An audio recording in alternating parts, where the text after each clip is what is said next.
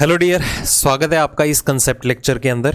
तो अब हम स्टार्ट करने जा रहे हैं हमारा रीजनिंग का नेक्स्ट पार्ट, एनालिटिकल रीजनिंग। अब आपको पता ही है कि हमारा जो रीजनिंग का सब्जेक्ट है वो 3 पोर्शंस में डिवाइडेड है, verbal, non verbal and analytical.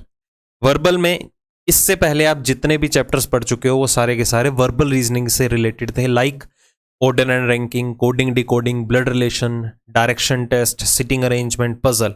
ये सारा वर्बल रीजनिंग का पार्ट था। नॉन वर्बल में कौन से चैप्टर्स आ जाते हैं? Counting of figure, dice, cube, mirror image, water image etcetera, जिसमें आपको कुछ फिगर्स अवेलेबल हों। फिर थर्ड पोर्शन रहता है हमारा क्रिटिकल रीजनिंग का, या हम इसे क्या बोलते हैं, एनालिटिकल रीजनिंग। अब ये जो पोर्शन है रीजनिंग का, ये थ्योरी बेस्ड टॉपिक्स है बेसिकली, अगर मैं बात करूं, और बहुत से स्टूडेंट को जो है ये प्रॉब्लम भी क्रिएट करते हैं। इसकी वजह जो है या रीजन जो है कि क्यों प्रॉब्लम क्रिएट करते हैं मैक्सिमम कैंडिडेट को, आपको जब हम चैप्टर स्टार्ट करेंगे ना इससे रिलेटेड, तो आपको खुद ब खुद क्लियर हो जाएगा ये वाली बात। ऐसा नहीं है कि बहुत ही टफ लेवल के क्वेश्चन आते हैं, वजह कुछ और है।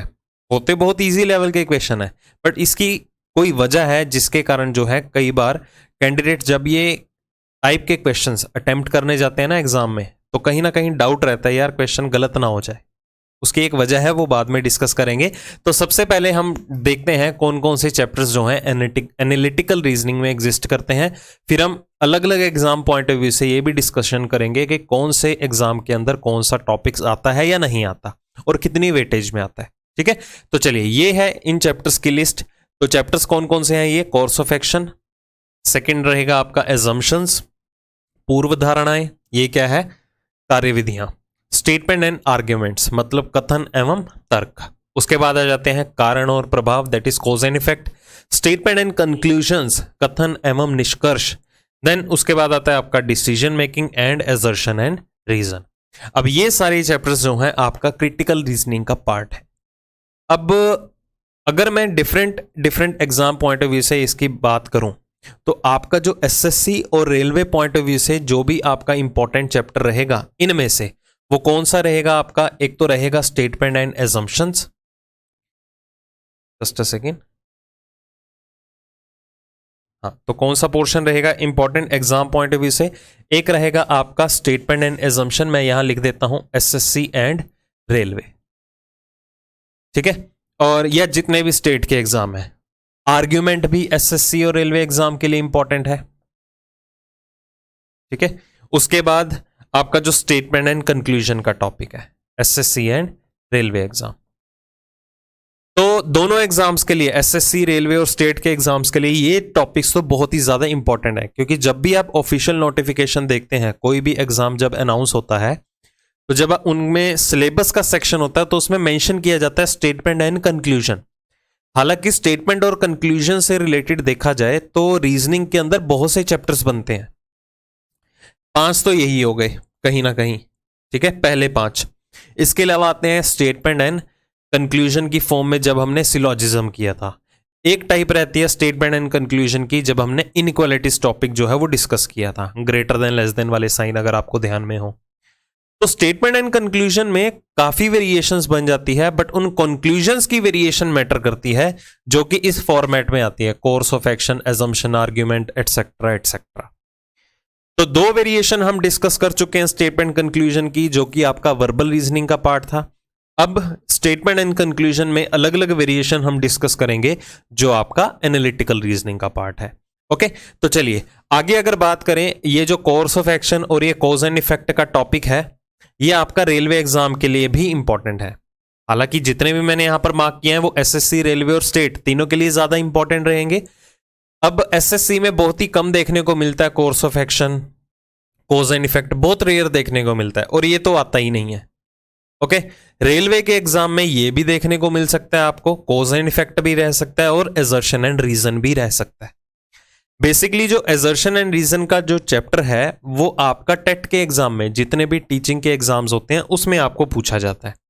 डिसीजन मेकिंग की बात करें, ये इंश्योरेंस और बैंकिंग के एग्जाम्स में ज्यादा आता है, बाकी और एग्जाम में नहीं पूछा जाता। ठीक है, बट सिलेबस में आपको ये भी मेंशन रहेगा, कहीं ना कहीं करने की जरूरत नहीं है, पूछा ही नहीं जाएगा, क्योंकि काफी साल, पता नहीं कितने साल हो गए होंगे, ये चैप्टर दूर दूर तक देखने को ही नहीं मिला।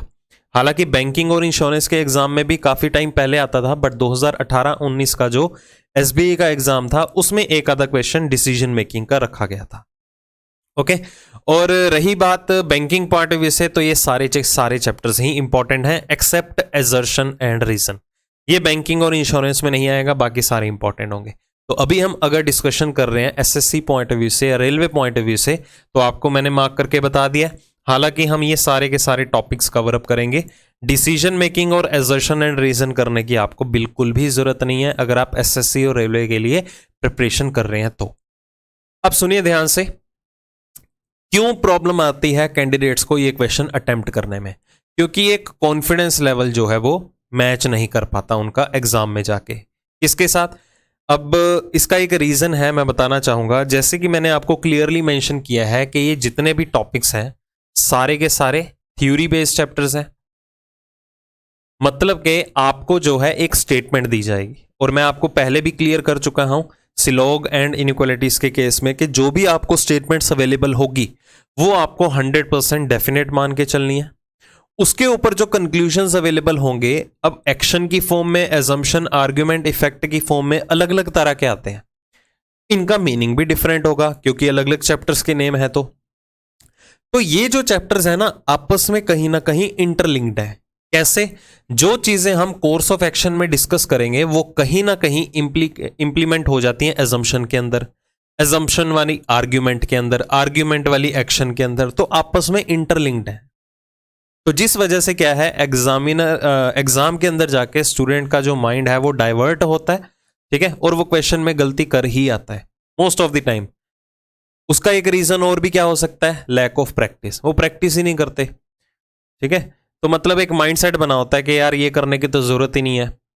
क्यों? क्योंकि ये जितने भी आपके चैप्टर्स हैं वो आपकी डेली लाइफ में जितने भी होने वाली सिचुएशंस हैं, प्रॉब्लम्स हैं, उसी से रिलेटेड होते हैं।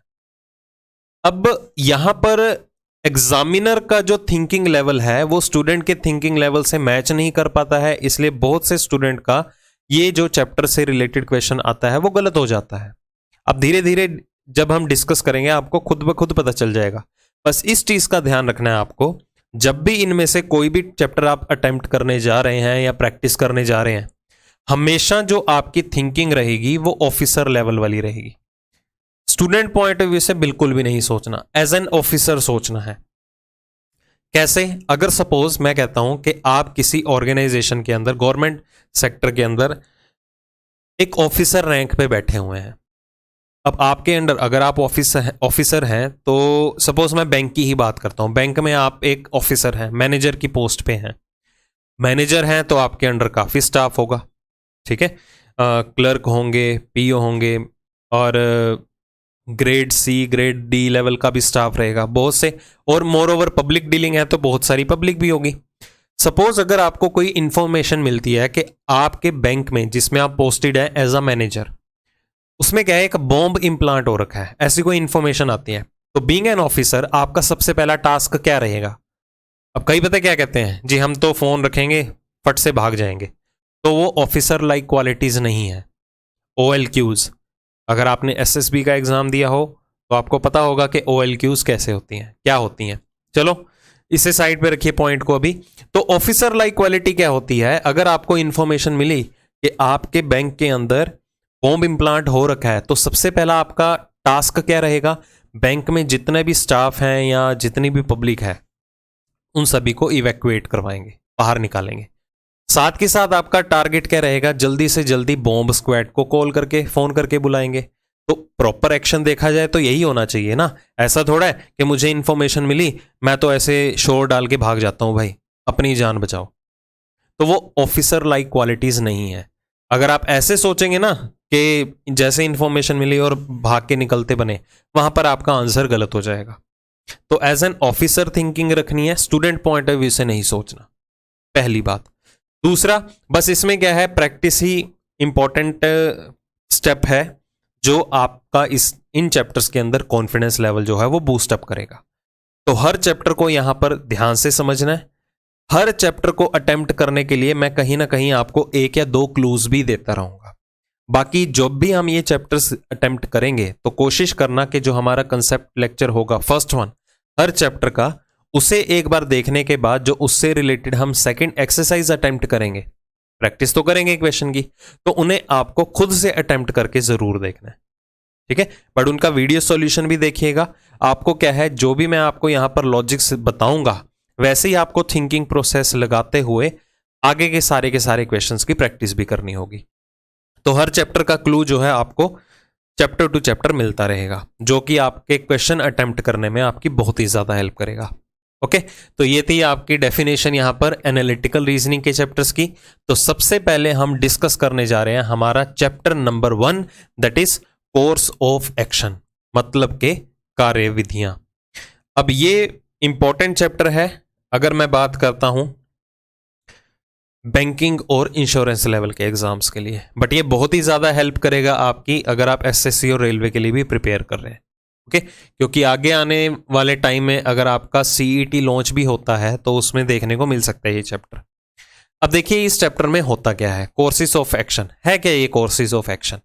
अब आपको क्या होगा, गिवन आपको एक स्टेटमेंट में प्रॉब्लम्स दी जाएंगी, ठीक है, या मैं आपको पहले डेफिनेशन ही बता देता हूं कि है क्या यह course of action. A course of action is the particular step or action of decision to be taken for improvement of problems।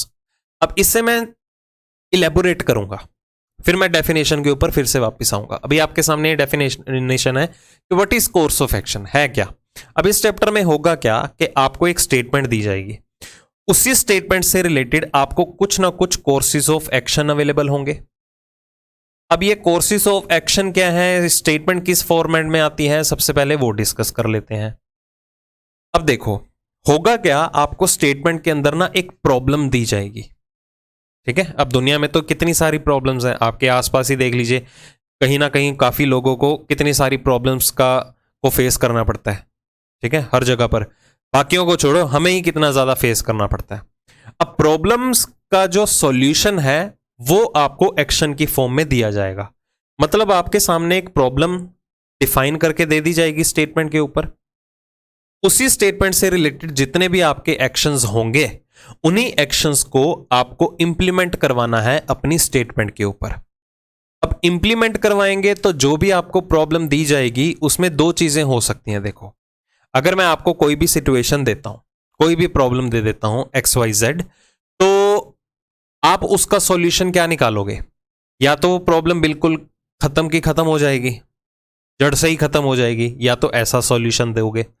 अगर वो जड़ से खत्म नहीं हो सकती है प्रॉब्लम, तो उसे कम करने का आप कोई ना कोई सॉल्यूशन तो दोगे ना मुझे, या मुझे नहीं तो कोई भी और, या आप भी किसी के पास कोई भी अपनी प्रॉब्लम लेके जाते हैं घर में, किसी बड़े भाई बहन के साथ, पेरेंट्स के सामने, या किसी फ्रेंड के पास कोई ना कोई दिक्कत लेके जाते हैं, यार मेरे को ना ये प्रॉब्लम है या पैसों की दिक्कत है, ठीक है।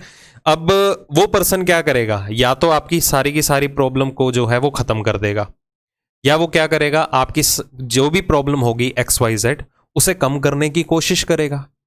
तो मतलब यहां पर दो सिचुएशंस हैं, या तो जो भी प्रॉब्लम होगी या तो उसे टोटली वैनिश किया जा सकता है, अगर वैनिश नहीं किया जा सकता एटलीस्ट उसे कम तो किया जा सकता है।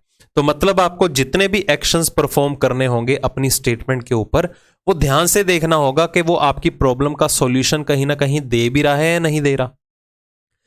इस चैप्टर के अंदर क्वेश्चन को अटेम्प्ट करने की मैं आपको एक ट्रिक बता देता हूं कि आप जितने भी एक्शंस अपनी स्टेटमेंट के ऊपर परफॉर्म करेंगे, हमेशा ये सोच के चलना कि वो प्रैक्टिकली पॉसिबल होना चाहिए। क्या होना चाहिए, प्रैक्टिकल पॉसिबल होना चाहिए। लाइक मैं आपके सामने एक एग्जाम्पल रखता हूं, मतलब मैं जितनी भी इंफॉर्मेशन आपको दूंगा उसे बस ध्यान से समझते रहना, चैप्टर की क्लियरिटी आपको होती रहेगी। एक बार अंडरस्टैंड कर लिया ना चैप्टर के बारे में क्या क्या चीजें हैं, दिक्कत ही नहीं आएगी। प्रैक्टिस नहीं भी करेंगे तो भी आपका एग्जाम में जाके पक्का क्वेश्चन 100% एक्यूरेसी के साथ सही रहेगा। अब देखिए ये वर्ड मैंने यहां पर लिखा कि जितने भी आप एक्शंस परफॉर्म करेंगे अपनी स्टेटमेंट के ऊपर वो क्या होने चाहिए, प्रैक्टिकली पॉसिबल होने चाहिए, इम्प्रैक्टिकल नहीं होने चाहिए।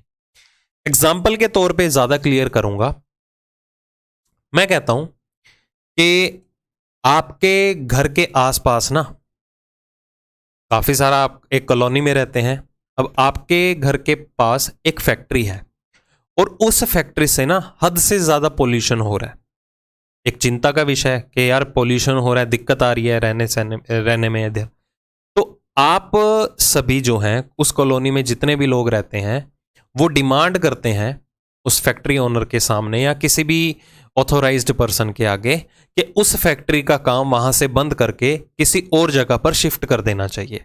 ये आपके सामने एक सिचुएशन आई। तो बीइंग एन ऑफिसर सोचिए, क्या ऐसा करना प्रैक्टिकली पॉसिबल है या नहीं है? एक फैक्ट्री से पॉल्यूशन बहुत ज्यादा हो रहा है, प्रॉब्लम तो होगी, दिक्कत है एक, जितने भी लोग आसपास रहते हैं। तो लोग वहां के डिमांड करते हैं कि उस फैक्ट्री का काम उठा के कहीं और जगह शिफ्ट कर देना चाहिए। तो ध्यान से सोचिए, समझिए, क्या ये जो एक्शन लिया गया है फैक्ट्री को शिफ्ट करने का प्रैक्टिकल पॉसिबल है या नहीं? अब कईयों के मन में ना अलग अलग थॉट्स आते हैं। क्या क्या थॉट्स रहेंगे?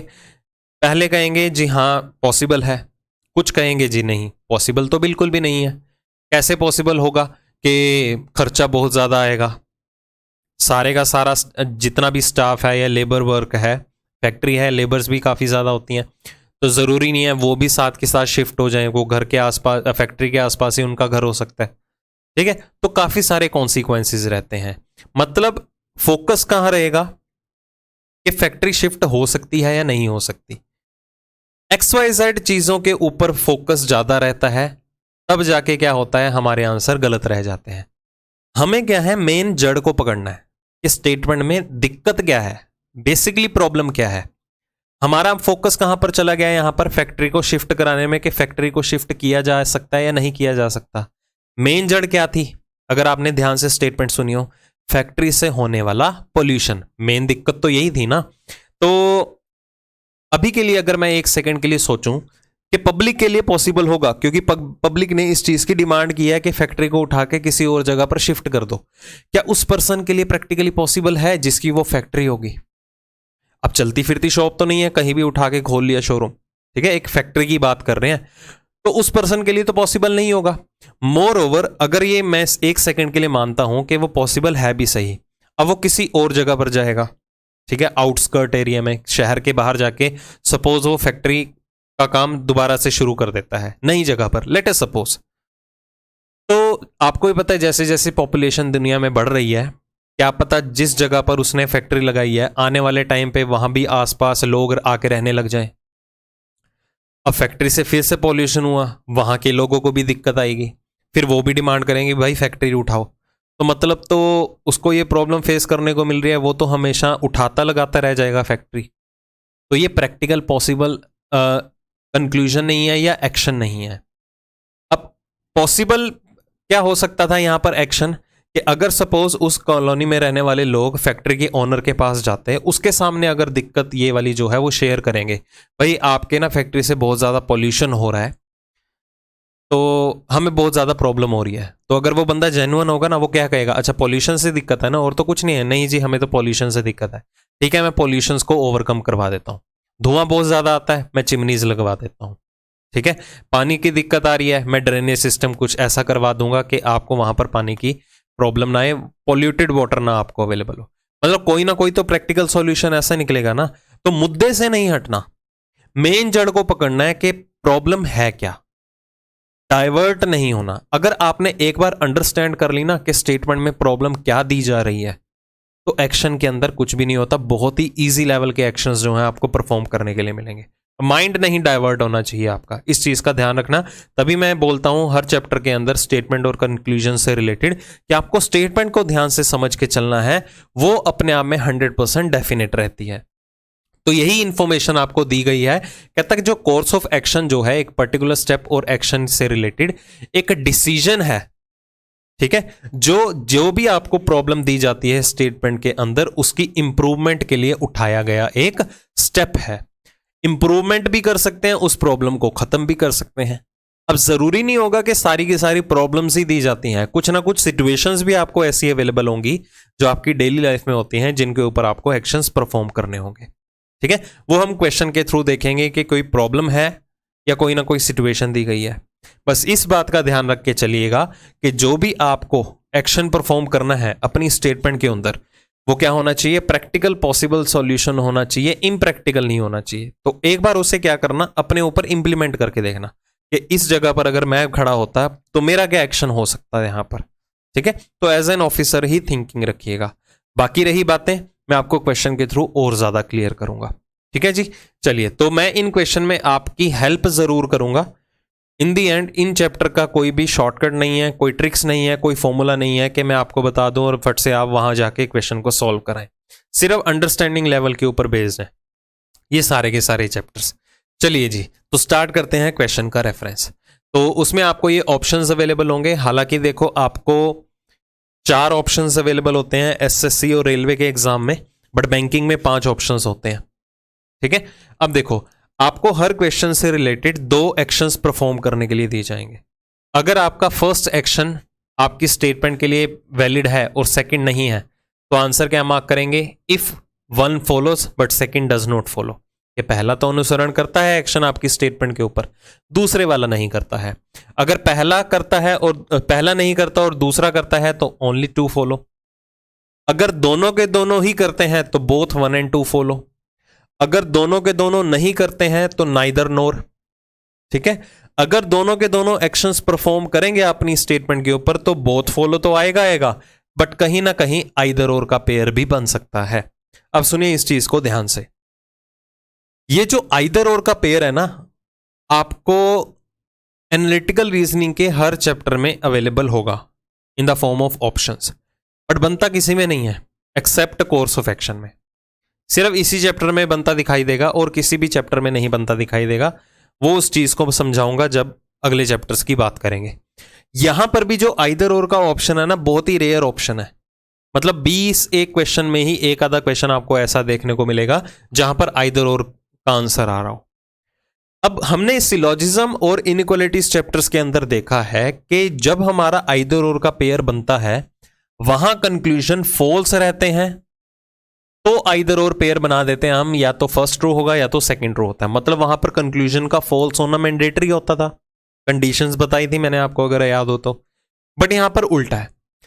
इस चैप्टर के अंदर जब हमारे दोनों के दोनों कंक्लूजन एक स्टेटमेंट के ऊपर जो भी गिवन होगा, अगर हमारे दोनों के दोनों कंक्लूजन 2 ही होंगे, ऑब्वियस सी बात है, आइदर और में 2 ही चॉइसेस होते हैं। अगर दोनों कंक्लूजन वैलिड होंगे, स्टेटमेंट के लिए फॉलो करते होंगे, तो ही उनमें आइदर और बनेगा। इसके ऊपर मैं डिटेल में बात करूंगा जब इससे रिलेटेड कोई ना कोई ऑप्शन आएगा। ये आपको अपने आप ही समझ में आ जाएगा, भाई इसमें तो आइदर और बन रहा है। तो पहले एक लेवल से स्टार्ट करते हैं, बिल्कुल बेसिक लेवल से। ऑप्शंस का आइडिया मैंने आपको दे दिया, only 1 follow, only 2 follow, either और, नाइदर नोर और both follow.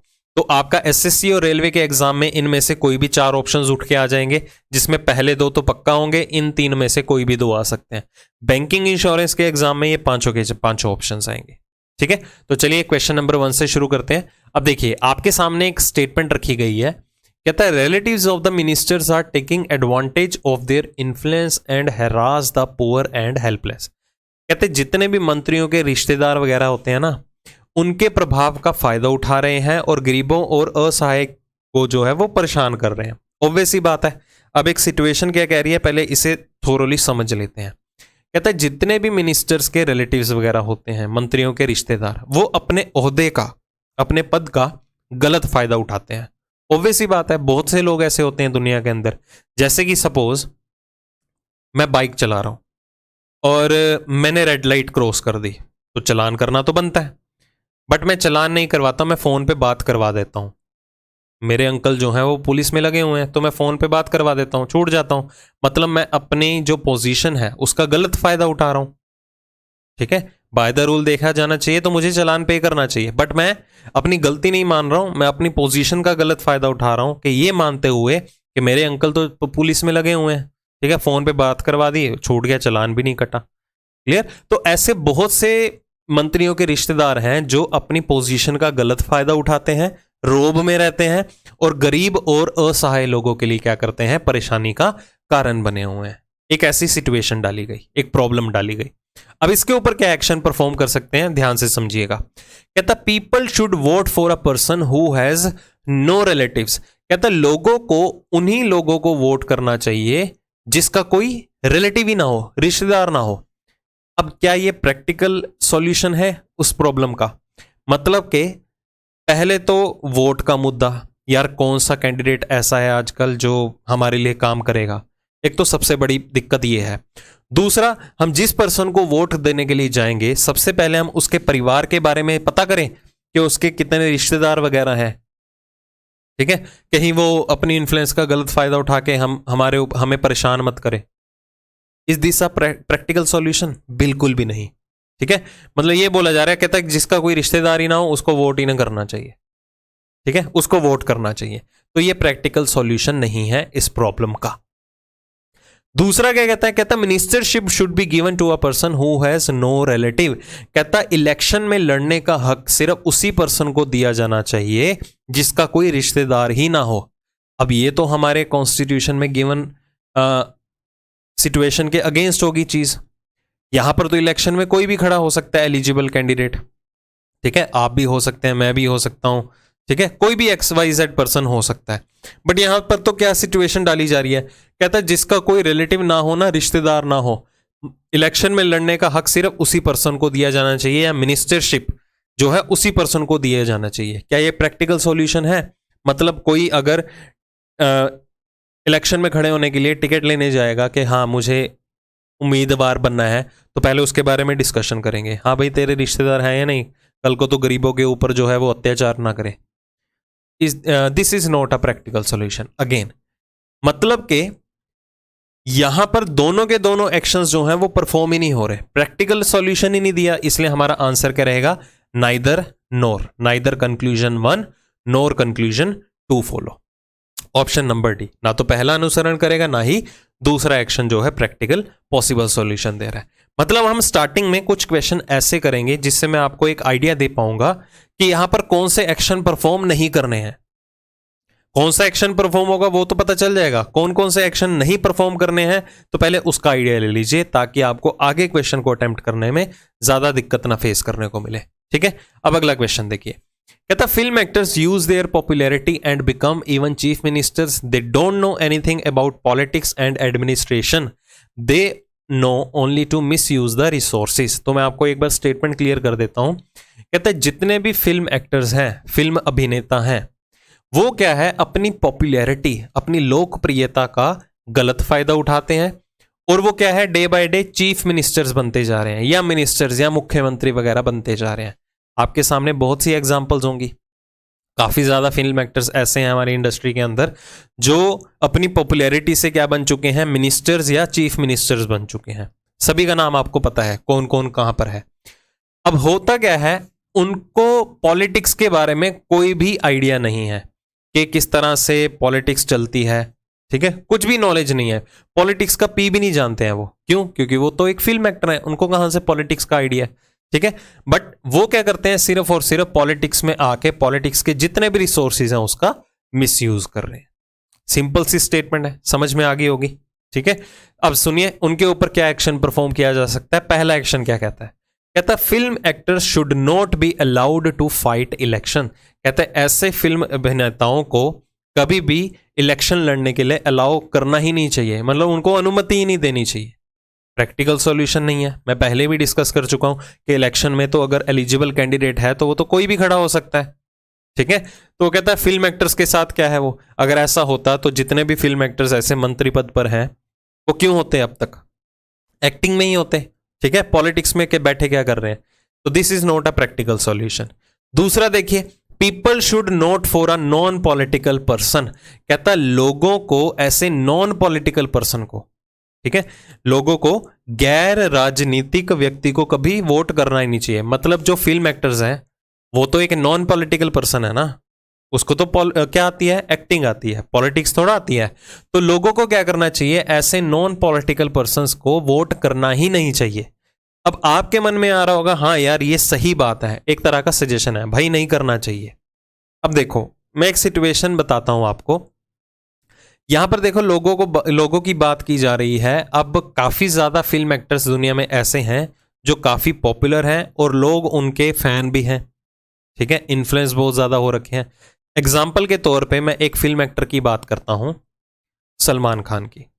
Let us suppose, मान लीजिए कि मैं उसका बहुत बड़ा फैन, मैं उसकी एक्टिंग से पहले ही बहुत ज्यादा इन्फ्लुएंस हो रखा हूं, हालांकि हूं नहीं फैन बट स्टिल मैं एक एग्जाम्पल क्रिएट कर रहा हूं। अब एक तो मैं इन्फ्लुएंस हो रखा हूं उससे कि एक्टिंग बहुत बढ़िया करता है, सारी फिल्म्स जो हैं वो सुपर हिट जाती हैं उसकी, तो मैं उसकी कोई फिल्म नहीं छोड़ता। सपोज जब मुझे पता चलेगा वो मेरे स्टेट के लिए इलेक्शन लड़ने वाला है चीफ मिनिस्टर की सीट के लिए, तो मैं और ज्यादा क्या करूंगा, प्राउड फील करूंगा, भाई मैं तो उसका बहुत बड़ा फैन हूं, अब मेरे स्टेट के लिए इलेक्शन लड़ने जा रहा है, मैं तो इसी बंदे को ही वोट करूंगा। अब आप ऐसे कैंडिडेट्स जो ऑलरेडी फैन हैं उनके, आप उनको घर घर जाके रोक तो नहीं सकते, भाई वो नॉन पॉलिटिकल पर्सन है, मतलब वो तो फिल्म एक्टर है, उसे क्या पता एक्टिंग के बारे में। क्या आप हर पर्सन को घर घर जाके उसे मना सकते हो इस तरह से? या मैं आप ही की बात करूं, भाई तू इस बंदे को वोट ना कर, उस पर्सन को वोट कर, तो आप क्या मान लोगे? राइट टू वोट तो हर किसी के पास होता है, तो आप किसी की नहीं मानोगे। मतलब कि अगर कोई भी फिल्म एक्टर जो है वो पॉलिटिक्स के लिए खड़ा होता भी है इलेक्शन के लिए, तो आप उनकी फैन फॉलोइंग को नहीं रोक सकते हो। आप नहीं करोगे, मैं नहीं करूंगा, या जितने भी दुनिया में समझदार लोग होंगे उसके बारे में जानते होंगे, वो नहीं करेंगे। बट मैं उसकी फैन फॉलोइंग को तो नहीं रोक सकता, मैं उसके सपोर्टर्स को तो नहीं रोक सकता। मतलब ये जो सॉल्यूशन है वो भी इस सिचुएशन के लिए क्या है, इम्प्रैक्टिकल है, प्रैक्टिकल पॉसिबल सॉल्यूशन नहीं है इस चीज का। तो यहां पर भी हमारा आंसर क्या रहेगा, neither conclusion 1 nor conclusion 2 follow. दोनों के दोनों ही अनुसरण नहीं करते, कोई प्रैक्टिकल सॉल्यूशन ही नहीं है इस चीज का। समझ में आ गया? तो हम स्टार्टिंग में वही क्वेश्चन अटेम्प्ट करेंगे जिससे आपको आइडिया लग जाए कि हाँ ये वाले स्टेप्स नहीं उठाने, हमें प्रैक्टिकल सॉल्यूशन लेके आना है सिर्फ और सिर्फ। ठीक है, चलिए नेक्स्ट देखिए क्या है। कहता है Indian players have failed to grab any medal in the recent tournament. अब आपके सामने एक स्टेटमेंट आई है, कहता है कोई रीसेंट में टूर्नामेंट हुआ होगा, उसमें इंडियन प्लेयर्स, भारतीय खिलाड़ी जो है, कोई भी पदक हासिल करने में जो है वो नाकाम रहे हैं। मतलब कोई भी मेडल नहीं मिला उन्हें, ना ब्रॉन्ज ना सिल्वर ना गोल्ड। ठीक है, अब ये सिचुएशन है, ये प्रॉब्लम नहीं है। ओके, चलिए अब इसके ऊपर क्या एक्शंस परफॉर्म हो सकते हैं ऐसी सिचुएशन के ऊपर। India should not participate in such tournament. कहते इंडिया को ऐसे टूर्नामेंट में कभी पार्टिसिपेट ही नहीं करना चाहिए। बताओ ये प्रैक्टिकल सॉल्यूशन हुआ? मतलब हार गए तो आपको कभी पार्टिसिपेट ही नहीं करना चाहिए? बिल्कुल गलत है। हार गए तो हार गए, कोई ना कोई तो जीतेगा, जो भी डिजर्विंग कैंडिडेट होगा। अगला देखिए क्या है, Indian players should be punished for their failure. कहते हैं भारतीय खिलाड़ियों को क्या करना चाहिए, उनकी विफलता के लिए उन्हें क्या करना चाहिए, दंडित करना चाहिए। भाई हार के आ गए हैं, क्या दंड दोगे? क्या जेल में डाल दोगे? हमने तो तुम्हें जीतने के लिए भेजा था, तुम तो हार के आ गए, चलो जेल में, ऐसा होगा? नहीं। तो ये भी प्रैक्टिकल सॉल्यूशन नहीं है, इसलिए आंसर क्या रहेगा यहां पर भी, नाइदर 1 नोर 2 फॉलो। ठीक है जी, चलिए देखो इजी लेवल वाले हैं ना, बस आपको अंडरस्टैंड करना है थोरोली स्टेटमेंट में लिखा क्या जा रहा है, किसके बारे में डिस्कशन हो रही है और क्या डिस्कशन हो रही है, कि मैं उस प्रॉब्लम को जड़ से खत्म कर सकता हूं या उसका कोई कम करने का कोई सॉल्यूशन निकाल सकता हूं। बस सोचना प्रैक्टिकली है। ठीक है, चलिए नेक्स्ट देखिए क्या है। कहता है Indian cricket team is performing very well. भारतीय क्रिकेट टीम जो है वो बहुत ही बढ़िया प्रदर्शन दिखा रही है। Particularly the batting lineup is the best in the world. Particularly उनका जो बल्लेबाजी का लाइनअप है, बैटिंग लाइनअप है, वो दुनिया में सबसे अच्छा है। अब बैटिंग लाइनअप क्या होता है, कुछ एक को आइडिया नहीं होता जो क्रिकेट में इंटरेस्ट नहीं रखते। अब सबसे पहले मैं क्लियर कर देता हूं ये चीज कि अगर आपको स्टेटमेंट के अंदर किसी भी टर्म का अगर मीनिंग क्लियर ना हो ना, तो वो क्वेश्चन अटेम्प्ट मत करना। ठीक है, तुक्के नहीं मार के आने। अगर आपको उसके बारे में प्रॉपर आइडिया लग रहा है कि स्टेटमेंट में क्या बताया जा रहा है, तो ही वो क्वेश्चन अटेम्प्ट करना, अदरवाइज नहीं। ठीक है, हमें नेगेटिव मार्किंग नहीं दिलवानी है। ओके, चलिए तो बैटिंग लाइनअप की बात कर रहे थे। अब देखो आपको भी पता है इंडियन टीम में कौन कौन से प्लेयर्स हैं। मैं फेमस प्लेयर्स के नाम लूंगा जिसको सारी दुनिया जानती है, जैसे कि विराट कोहली हो गया, रोहित शर्मा हो गया, शिखर धवन हो गया। ये सारे के सारे क्या हैं, बैट्समैन है। उसके बाद करें बात, भुवनेश्वर कुमार हो गया। अगर मैं बात करूं जसप्रीत बुमराह की, ये सारे के सारे क्या हैं, बॉलर्स हैं। ओके, तो अब अगर मैं कोई भी क्रिकेट मैच देख रहा हूं तो सबसे पहले बैटिंग करने के लिए कौन आते हैं, बॉलर्स आते हैं या बैट्समैन आते हैं? जो बढ़िया बैट्समैन है उन्हीं को ही भेजेंगे। यही होगा ना कि पहले बैट्समैन बैटिंग के लिए जाएंगे, फिर ऑलराउंडर जाएंगे, फिर बॉलर जाएंगे। तो मतलब एक स्पेसिफिक सीक्वेंस होता है, उसी सीक्वेंस को क्या बोला जाता है, परफेक्ट बैटिंग लाइनअप। ये इंडिया का जो प्रेजेंट की टीम है उनका बैटिंग लाइनअप जो है वो वर्ल्ड का दी बेस्ट है, जिसके बिहाफ पे वो वेल परफॉर्म कर रही है रिसेंट के मैचेस के अंदर। स्टेटमेंट क्लियर होगी? अब देखो पहला एक्शन क्या आता है। अब ये भी सिचुएशन है, ये कोई दिक्कत प्रॉब्लम तो नहीं है ना, बढ़िया परफॉर्म कर रही है तो ये क्या प्रॉब्लम हो गई? नहीं, एक सिचुएशन बताई जा रही है। तो एक्शन क्या आता है सबसे पहले यहां पर, there should be least changes in the present team. कहता एक एक्शन परफॉर्म करने के लिए दिया जाता है कैप्टन के ऊपर कि जो प्रेजेंट टीम है, वर्तमान टीम है, उसमें कम से कम चेंजेस की जाने चाहिए। सपोज टीम कमेटी के थ्रू उसके पास ऑर्डर्स आते हैं कि आपको चेंजेस करने हैं। सपोज आप उस क्रिकेट टीम के जो है वो कैप्टन है, लेट अस सपोज, ठीक है, जिसके बिहाफ पे वो वेल परफॉर्म कर रही है और आपकी टीम का बैटिंग लाइनअप वर्ल्ड का दी बेस्ट है। अगर आपको कोई हेड आके बोले, कोच वगैरह आके बोले कि भाई तूने टीम के अंदर ना चेंजेस करनी है, तो बीइंग अ कैप्टन आप किस तरह की चेंजेस करना पसंद करेंगे, कम से कम या ज्यादा से ज्यादा? ऑब्वियस ही बात है कम से कम। ज्यादा चेंजेस तो नहीं करेंगे ना। ज्यादा चेंजेस करना मतलब मैं बैट्समैन भी चेंज करूंगा, मैं बॉलर्स भी चेंज करूंगा, मैं ऑलराउंडर्स भी चेंज करूंगा। अब क्या गारंटी है कि जो नई टीम बनेगी आफ्टर चेंजेस, उनका जो बैटिंग लाइनअप होगा वो भी वर्ल्ड का दी बेस्ट है? हो सकता है, that is a part of assumption, वो हम नेक्स्ट चैप्टर में करेंगे। अभी एक्शन परफॉर्म करना है। कल फाइनल मैच है, मैं बैटिंग लाइनअप ही चेंज कर देता हूं, मुझसे कोई बड़ा बेवकूफ कैप्टन तो होगा ही नहीं दुनिया के अंदर, क्योंकि बैटिंग लाइनअप वर्ल्ड का दी बेस्ट है, उसको मैं मेंटेन रखूंगा। अगर मुझे चेंजेस करनी भी है तो मैं एक आधा ऑलराउंडर या एक आधा बॉलर चेंज कर दूंगा, ठीक है। मतलब बीइंग अ कैप्टन मैं क्या पसंद करूंगा कि अगर चेंजेस करनी है तो क्या हो, कम से कम चेंजेस हो टीम के अंदर। तो पहला एक्शन आपका वैलिड ना हुआ। देखो पिछले क्वेश्चन में हम सारे क्या एक्शंस देखते आ रहे हैं जो प्रैक्टिकली पॉसिबल ही नहीं थे, अब ये प्रैक्टिकली पॉसिबल है। दूसरे पे आते हैं, कहता the Indian cricket board should take an action to improve the bowling stat. कहता इंडियन क्रिकेट बोर्ड को बॉलिंग स्टैंडर्ड को इंप्रूव करने के लिए कुछ ना कुछ कहीं ना कहीं स्टेप्स उठाने चाहिए। अब सोचिए ये वैलिड है या नहीं। अब आप बोल रहे होंगे कि हाँ यार इंप्रूवमेंट की बात हो रही है, वैलिड एक्शन है, तो ये भी क्या करेगा, बिल्कुल फॉलो करेगा। बट ये गलत है। अब क्यों गलत है? अब देखो घर बैठे बिठाए तो बहुत सी बातें होती हैं मैच देखते देखते कि नहीं यार इसे ऐसे नहीं ऐसे खेला जाना चाहिए था, ठीक है। खुद उसकी जगह पर आके देखो तो पता चलेगा। तो यहां पर नो डाउट हमारे मन में आता है भाई इंप्रूवमेंट ही हो रही है, कर दो, बढ़िया ही होगा एक्शन। बट अगर आपने ऐसा सोचा कि ये एक्शन वैलिड है तो आप एज एन ऑफिसर नहीं सोच रहे, और आप इतना लैग कर रहे हैं स्टेटमेंट को पढ़ने में जिसका कोई हिसाब ही नहीं है। स्टेटमेंट को ध्यान से समझो, क्या लिखा गया था, क्या लिखा गया था। कहता इंडियन क्रिकेट टीम जो है वो वेल परफॉर्म कर रही है, पर्टिकुलरली उनका बैटिंग लाइनअप जो है वो वर्ल्ड का दी बेस्ट है। अब देखो स्टेटमेंट में बात किसकी की जा रही है, बैटिंग लाइनअप की, बल्लेबाजी की। क्या यहां पर गेंदबाजी या बॉलिंग स्टैंडर्ड की बात हुई है? अगर यहां पर लिखा होता कि बैटिंग लाइनअप वर्ल्ड का दी बेस्ट है और बॉलिंग स्टैंडर्ड वर्स्ट है, ठीक है, गेंदबाजी बिल्कुल खराब है, तो हम कह सकते थे हाँ जी बॉलिंग स्टैंडर्ड को इंप्रूव करने के लिए कुछ स्टेप्स उठाने चाहिए।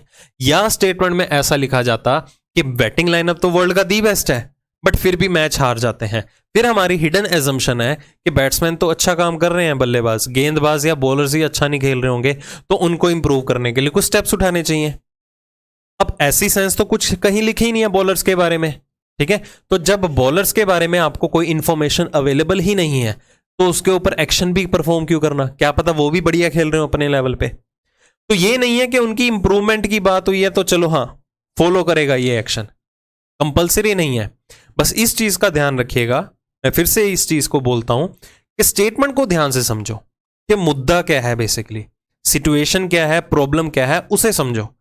तो जिस चीज के बारे में आपको कोई भी डेटा या कोई भी इंफॉर्मेशन अवेलेबल नहीं है, आप उसके ऊपर एक्शन भी परफॉर्म नहीं कर सकते हो। इस चीज का हमेशा ध्यान में रखिएगा।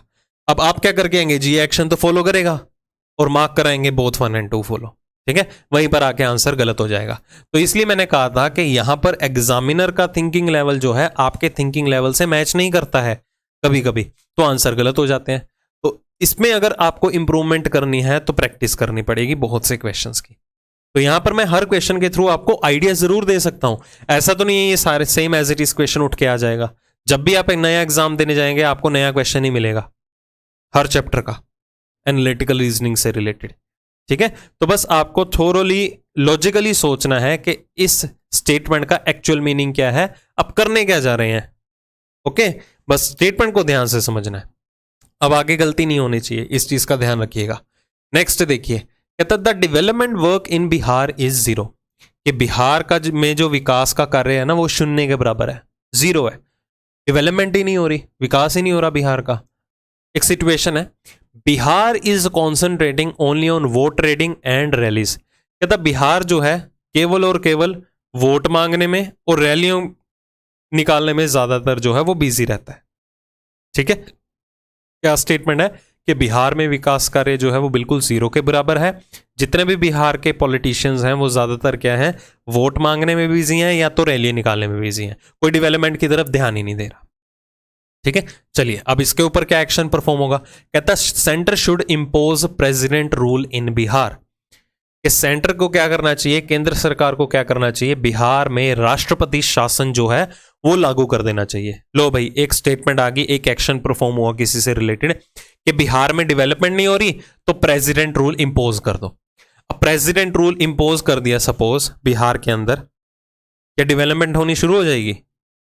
अब प्रेसिडेंट रूल कब लगता है, कोई इमरजेंसी पे ही लगता है। ये क्या इमरजेंसी आ गई कि जी डेवलपमेंट नहीं हो रही। ठीक है, तो यहां पर गलती है किसकी, जो वहां पर रूल कर रहा होगा ऑलरेडी, जो वहां का चीफ मिनिस्टर होगा। अब ये तो नहीं है कि प्रेसिडेंट रूल इंपोज कर दो वो बिहार की डेवलपमेंट शुरू हो जाएगी। बिहार प्रेसिडेंट रूल से रिलेटेड क्या चीजें हैं दिमाग में आती हैं, ऐसे थोड़े कि प्रेसिडेंट वहीं पर ही जाके बैठ जाएंगे। ठीक है, अब प्रेसिडेंट पूरे देश को देखेंगे या बिहार की डेवलपमेंट को देखेंगे, उनके हाथ में थोड़ा ये चीजें। तो ये सॉल्यूशन जो है वो प्रैक्टिकली नहीं है। ओके, नेक्स्ट देखिए, कहता है members of the ruling party should change their leader. कहते हैं जितने भी सत्ता पक्ष के सदस्य को क्या करना चाहिए, अपना नेता बदलना चाहिए। ठीक है, रूलिंग पार्टी को अपना मेंबर चेंज कर देना चाहिए। अब इस चीज के ऊपर आते हैं। अब कई पता क्या सोचेंगे कि हाँ यार ये पर्सन जो है बढ़िया काम नहीं कर रहा, ठीक है, इसको चेंज करो। क्या गारंटी है जो नया पर्सन आएगा वो भी बढ़िया काम करेगा। लेट अस सपोज हम उससे इतनी रीजनिंग पढ़ चुके हैं, ठीक है, हम ऑफलाइन में क्लासेस ले रहे हैं, लेट अस सपोज, तो आपने देखा कि काफी चैप्टर्स हम कवर अप कर चुके हैं, बट आपको मेरा पढ़ाया हुआ समझ में नहीं आ रहा। ऑफलाइन क्लासेस की बात कर रहा हूं, एक सिचुएशन क्रिएट करवा रहा हूं। देखो ऐसी सिचुएशन क्रिएट करवा के ही एग्जाम्पल का रेफरेंस दे के ही ये चैप्टर की क्लियरिटी दे सकता हूं मैं। ठीक है, सुनिएगा ध्यान से। तो आपको क्या लगता है कि सपोज जो भी मैं चीजें पढ़ाता हूं ना वो समझ में नहीं आती हैं, तो कोई डेकोरम मेंटेन करना होता है क्लास के अंदर, तो आप डायरेक्टली हम मुझे नहीं बोलोगे, आप कहां पर जाके बोलोगे, मैनेजमेंट के पास जाओगे, उनको बोलोगे भी रीजनिंग का टीचर चेंज कर दो, हमें समझ में नहीं आ रहा। ठीक है, जो भी वो पढ़ाते हैं। अब क्या गारंटी है कि जो नया टीचर आएगा उसका भी आपको समझ में आना शुरू हो जाएगा। टीचर चेंज कर दें, हुआ था ना, अगर आपने कोटा फैक्ट्री देखी हो, केमिस्ट्री नहीं समझ में आती थी बच्चों को, ठीक है, ऑर्गेनिक केमिस्ट्री, एक्सेप्शन है ना, पता नहीं इनऑर्गेनिक थी, कुछ ऐसा ही था। अब उन्होंने टीचर चेंज कर दिया, क्या उनको समझ में आना लग गया था, नहीं था ना। तो मतलब ऐसा कोई कंपलसरी नहीं है कि अगर लीडर चेंज कर दे रूलिंग पार्टी का तो वो बिहार की डेवलपमेंट करेगा। वो एक कहावत है, एक ही थाली के चट्टे बट्टे, ठीक है, सारे गुल एक जैसे ही हैं। अब देखो ऐसा तो नहीं है कि रूलिंग पार्टी का जो मेंबर है वो हमेशा से ही एक ही चलता आ रहा है, हर 5 साल के बाद जो है वो लीडर चेंज होता है। अगर बिहार की डेवलपमेंट के ऊपर इतना ध्यान दिया जाता तो काफी टाइम से दे रखे होते, ठीक है, अब तक तो डेवलपमेंट काफी ज्यादा हो जाती। Maybe could be a reason कि वहां पर लिटरेसी रेट बहुत कम है, ठीक है, लोग ध्यान कम देते हैं ऐसी चीजों के ऊपर, रीजन तो कोई भी हो सकता है। तो बिहार की डेवलपमेंट नहीं हो रही है तो उसका मतलब ये नहीं है कि प्रेसिडेंट रूल लगा दो। बिहार की डेवलपमेंट नहीं हो रही है तो इसका मतलब ये भी नहीं है कि नेता चेंज कर दो। अगर चलो मान लिया नेता चेंज हो भी जाता है तो वो स्टार्टिंग में अपना इन्फ्लुएंस दिखाएगा, ठीक है, क्या करेगा, अनएम्प्लॉयड पर्सन को एम्प्लॉयमेंट दे देगा, रोजगार दे देगा, कोई अस्पताल वगैरह बनवा देगा। तो वही बात है, 5 साल के लिए रूल करने वाला है, अब उसको भी लगता है कि मेरी सत्ता आगे आएगी या नहीं आएगी, जितना खाना है अभी के लिए खा दो, इकट्ठा कर लो सामान, ठीक है। तो लीडर चेंज करना भी इज नॉट अ सॉल्यूशन कि वो बिहार की डेवलपमेंट करेगा ही करेगा। कुछ प्रॉपर नॉर्म्स बनाने चाहिए जो बिहार की डेवलपमेंट के लिए इंप्लीमेंट किए जा सकें। तो यहां पर आपका आंसर रहेगा नाइदर कंक्लूजन 1 नोर एक्शन सेकंड फॉलो। दोनों के दोनों ही अनुसरण नहीं करते, ना तो प्रेसिडेंट रूल इंपोज करने से बिहार की डेवलपमेंट होगी, ना तो लीडर चेंज करने से। Got it. नेक्स्ट देखिए क्या है, कहता है Indian farmers are living at the mercy of monsoon, whenever it fails they are ruined. कहता है भारतीय किसान जो है वो मानसून की दया पर ही जी रहे हैं, कि मानसून होगा, खेती अच्छी होगी, बारिश आएगी, है ना। जब भी वह विफल होता है तो वो बर्बाद हो जाते हैं। मतलब जब भी मानसून नहीं होता ना अच्छे तरीके से, ढंग से बारिश नहीं होती है, वो बेचारे किसान बर्बाद हो जाते हैं। ठीक है, एक सिचुएशन दी गई। अब इनके ऊपर क्या एक्शन परफॉर्म किया जा सकता है? पहला देखिए क्या है, कहता है government should arrange for alternate sources of irrigation. कहता सरकार को क्या करना चाहिए, सिंचाई के वैकल्पिक स्रोतों की व्यवस्था करनी चाहिए। ऑब्वियस सी बात है, अब आपको ही पता है कि हमारी इकोनॉमी में बूस्ट आने का सबसे मेन इंपॉर्टेंट रोल जो है किसका है? एग्रीकल्चर सेक्टर का ही है। ठीक है, अब यहां पर मॉनसून नहीं आया, किसान तो मॉनसून के ऊपर डिपेंडेंट है। अब मॉनसून नहीं आया तो अकाल ना पड़ जाए, सूखा ना पड़ जाए, दिक्कत आएगी ना। फिर सरकार को बोलेगी पब्लिक, तो सरकार को ही कुछ ना कुछ स्टेप्स उठाने चाहिए ना। तो उनको क्या करना चाहिए, वैकल्पिक स्रोत बनाने चाहिए, ऑल्टरनेट सोर्सेज बनाने चाहिए। किसके? सिंचाई की या तो इरिगेशन के। वैलिड पॉइंट रखा जा रहा है, एक्शन पहला फॉलो करेगा, प्रैक्टिकल पॉसिबल सॉल्यूशन है। दूसरा क्या कहता है, कहता है Indian farmers should leave their fields and start some other business. कहता भारतीय किसानों को क्या करना चाहिए, अपना ये फील्ड छोड़ देना चाहिए। ठीक है, जिस वो फील्ड में काम कर रहे हैं, खेती बाड़ी कर रहे हैं, कहते हैं उनको खेती बाड़ी छोड़ देनी चाहिए और कोई और बिजनेस स्टार्ट कर देना चाहिए। और बिजनेस क्या स्टार्ट करेंगे बताओ, बताओ क्या स्टार्ट करेंगे? ठीक है, या कोई और काम क्या स्टार्ट करेंगे? क्या इंजीनियर बन जाए, डॉक्टर बन जाए? ठीक है, बेचारे किसान हैं, उनको तो खेती बाड़ी आती है ना। बिजनेस करेंगे, क्या करेंगे? कपड़ों का व्यापार करने लग जाए। अगर सारे ऐसे करने लग जाए तो फिर खेती कौन करेगा? तो ये प्रैक्टिकल सॉल्यूशन नहीं है। ठीक है, इसलिए यहां पर आंसर क्या रहेगा, only and only first action follow, सिर्फ पहला ही अनुसरण करेगा। Okay, next. अब थोड़ी स्पीड बढ़ेगी क्योंकि आपको आइडिया हो चुका है, तो मैं फिर भी रेफरेंसेस देता रहूंगा एग्जाम्पल का, ताकि आपको क्लियरिटी होती रहे हर क्वेश्चन की कि किस तरह से आपको अटेम्प्ट करना है। ठीक है, अभी स्टेटमेंट को ध्यान से पढ़ते हैं, सुनिएगा क्या दिया हुआ है। कहता cost of the paper has been increasing at a very high rate. Paper की जो कॉस्ट है, जितने भी प्रिंटिंग प्रेसेस हैं या मिल हैं, उनके थ्रू जो है वो कागज की जो मूल्य है वो काफी ज्यादा बढ़ गया है, हाई रेट पे हो गया है। Printing charges, railway freight and other transportation charges are also very higher. अब प्रिंटिंग चार्ज भी बढ़ चुके हैं, रेलवे भत्ता भी बढ़ चुका है और काफी ज्यादा ट्रांसपोर्टेशन चार्जेस हैं वो भी काफी ज्यादा हाई हो चुके हैं। तो एक प्रॉब्लम है एक तरह की। रिपीट कर देता हूं, जितने भी पब्लिशर हाउसेज हैं उनके थ्रू क्या है, पेपर की कॉस्ट जो है वो काफी ज्यादा इंक्रीज हो गई है, प्रिंटिंग चार्जेस भी बढ़ गए हैं, रेल भत्ता भी बढ़ गया है, रेलवे फ्रेट ट्रांसपोर्टेशन चार्जेस भी काफी ज्यादा हाई हो चुके हैं।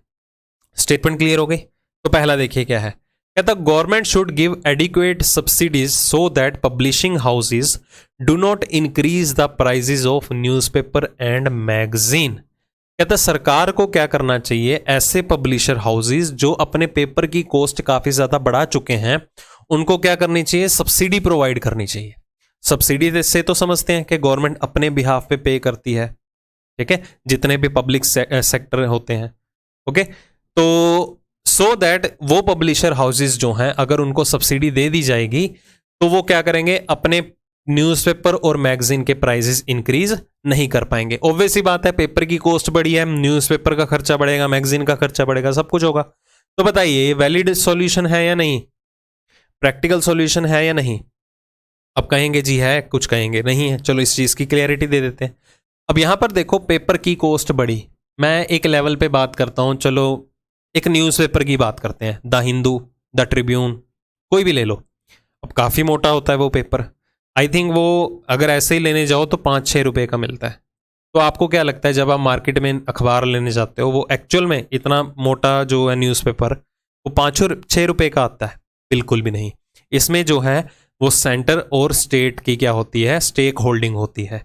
कुछ हिस्सा सरकार डालती है, कुछ हिस्सा जो है वो राज्य सरकार डालती है, कुछ केंद्र सरकार डालती है, इक्वल होती है। पता नहीं कितनी शेयरिंग है, वो आपको इकोनॉमी में ज़्यादा पता लगेगा। ठीक है, मैं ऐसे तुक्का नहीं मार सकता हूँ। अब जो राज्य सरकार की शेयर होल्डिंग है वो भी डिवाइडेड होती है, कुछ वो अपने एंड से देती है, कुछ लोगों से लेती है। सपोज हमसे तो ले लिए 5 रुपए, बाकी कुछ जो बचा कुचा होगा वो अपने एंड से डालती है, बाकी केंद्र सरकार देती है। तो मतलब कि कहीं ना कहीं सब्सिडी मिल रही है। अब जितने भी लोग हैं, अब दुनिया में देखो कितने सारे लोग हैं जो अखबार के बिना आंख ही नहीं खोलते। महंगाई डे बाय डे बढ़ती जा रही है। ठीक है, अब लोग ऑलरेडी परेशान हैं, फिर वो कहेंगे आपने तो न्यूज़पेपर भी नहीं छोड़ा, न्यूज़पेपर भी प्राइसेस बढ़ा दिए।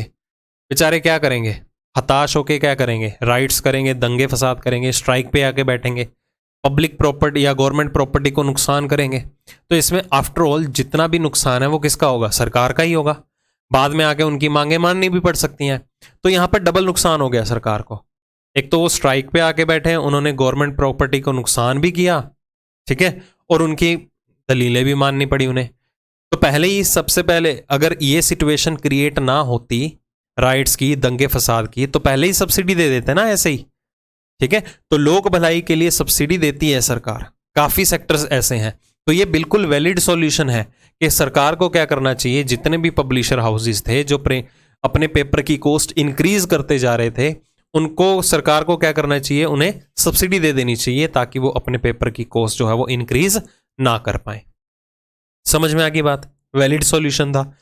दूसरा एक्शन क्या कहता है, कहता publishing houses should increase the prices so that they could run their newspaper and magazine. कहता है जितने भी पब्लिशर हाउसेस हैं उनको अपने पेपर की कॉस्ट बढ़ा ही देनी चाहिए, न्यूज़पेपर और मैगजीन की कॉस्ट बढ़ा देनी चाहिए, ताकि वो भी क्या कर सकें, दे कुड रन देयर, ठीक है, न्यूज़पेपर एंड मैगजीन, ताकि वो भी अपनी फैक्ट्री का खर्चा उठा सकें, अपने इंप्लॉयज को सैलरी दे सकें।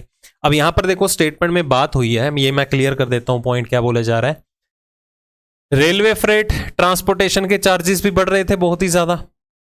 अब देखो ट्रांसपोर्टेशन के चार्जेस कैसे बढ़ते हैं, ये ट्रक्स वगैरह जितने भी रोड पे चल रहे हैं ये चलते चलते महंगे हो जाते हैं? नहीं, क्या हो जाता है, रोड टैक्स बढ़ गया, टोल टैक्स बढ़ गया, फ्यूल चार्जेस हाई हो गए, तभी ट्रांसपोर्टेशन के चार्जेस हाई होंगे।